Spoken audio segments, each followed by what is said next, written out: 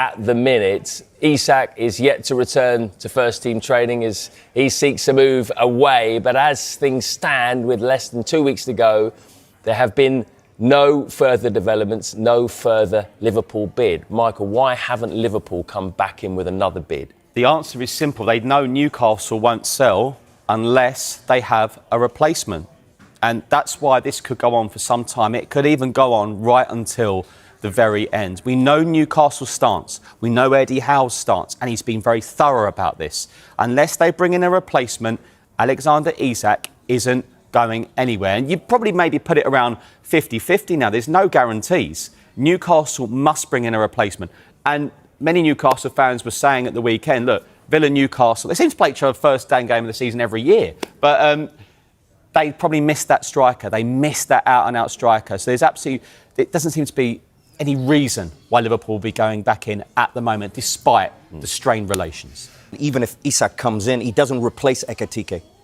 I think there's just going to be a front four. And that front four is Gakpo, Ekitike, Salah, and then possibly Isak. And then it'll be 3 out of 4 that play.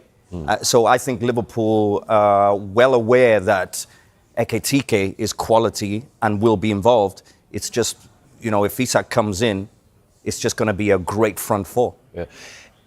Is there also a danger that the way that Isak and Wissa have both behaved, and it is very similar, isn't it, that the club's supporters that they're going to might just be a bit wary about them when they arrive in terms of how they behave? Well, they've done that there. They could do that at our club as well. Yeah, and do you know what? I think sometimes we maybe don't see the other side of it in terms of, yes, they've behaved in a way of frustration and demanding to the club, but this happens all the time. And gone are the days of the club tell the player everything what to do. You're going here, and if you don't go here, you'll even train with the kids. Although it's gone. I think the player power has come into play, that players understand their value to the club and they can go in and have a conversation. And sometimes, in these cases, same as Isak, I'm sure, same as Wissa, they've gone into the office and said, listen, I thought this was what we were looking for. You've got replacements. What are you going to ask for? Okay, we can ask for this. If that happens, okay, we can make a deal. And these business conversations, what's happening? And I think also the player has the right to have that power to go to the club because, yes, he signed a contract. Yes, there's a business deal there. But at times, that business deal starts to move away and say, listen, I would like to go here. Let's make a deal. I think the key thing is, especially with Wissa, especially with Isak, they feel like they could go to that next level because of their ages. Wissa, I think, is 28. Yeah. Isak is 26. Yeah. I feel like they look at the next 5 years. The next 5 years, the next move is the big one. So there's a bit of frustration there because of that. And what about Mark Guéhi? He started as well on the weekend, and this is a big decision for Palace, isn't it? Do they cash in now and get something for Guéhi, or risk losing him on a free in the summer? Well, again, they won't be bullied. They've proven that time and time again, Crystal Palace. They're not going to be told what to do or made to roll over by the so-called big boys. They proved it, didn't they, 12 months ago with Mark Guéhi and that Newcastle interest. They wanted 60 million. Newcastle didn't come up with 60 million, and the deal, despite us all thinking that in the end it would happen, didn't happen. He stayed, he played, and he's carried on playing. Much like his teammate Eze, he was fully involved in the match on Sunday. He's fully involved in training. He's making himself fully available. He, we understand, only wants Liverpool. There is other interest. We know Newcastle again, potentially Chelsea as well, but he only wants Liverpool. A year left, as you say, on his contract. The price now being quoted is around 40 million that Crystal Palace will only accept, and no one's come up with that amount of money yet. And so if you think Crystal Palace are going to behave the way Crystal Palace always behave, it won't happen until their valuation is met. Kostas Tsimikas could be on his way out of Liverpool this summer, with mounting evidence pointing toward an imminent departure. The Greek left-back, who joined Liverpool in 2020 from Olympiacos, has often played second fiddle to Andrew Robertson during his time at Anfield. While he has proven to be a reliable option in rotation, especially during Robertson's injuries or rest periods, Tsimikas has never fully broken into the first team on a consistent basis.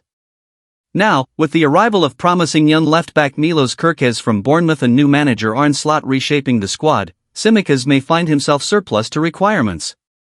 Reports from multiple sources over the past few months suggest that Liverpool are open to letting Tsimikas leave, either on a permanent deal or potentially even on loan if no suitable offers come in before the transfer window closes.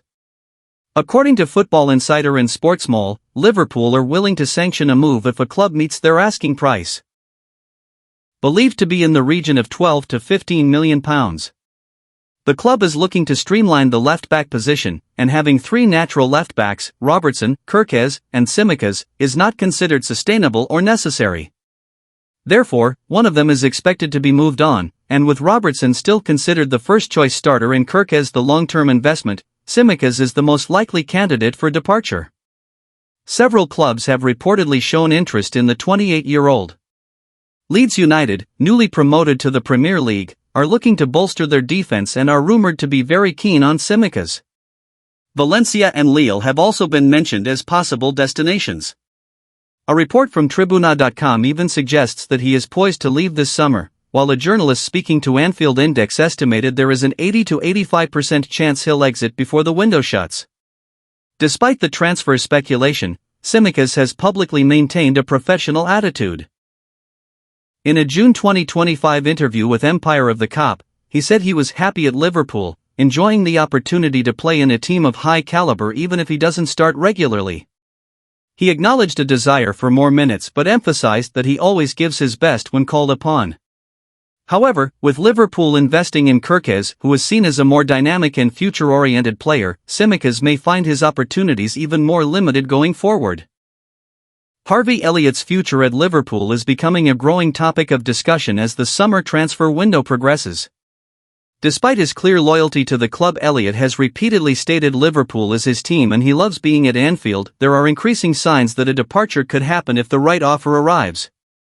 Liverpool are not actively trying to push him out, but according to multiple reputable sources, the club would be open to selling him this summer if a suitable bid, likely in the region of £40 to £50 million, comes in.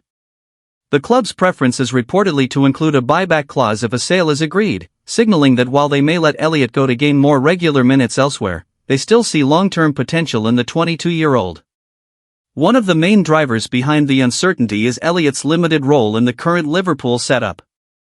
Under new manager Arne Slot, Elliott has found himself on the fringes of the first team.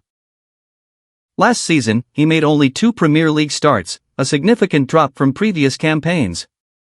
This decline in playing time is especially frustrating for a player of his ambition, particularly after his standout performances in the U21 European Championship, where he was named player of the tournament.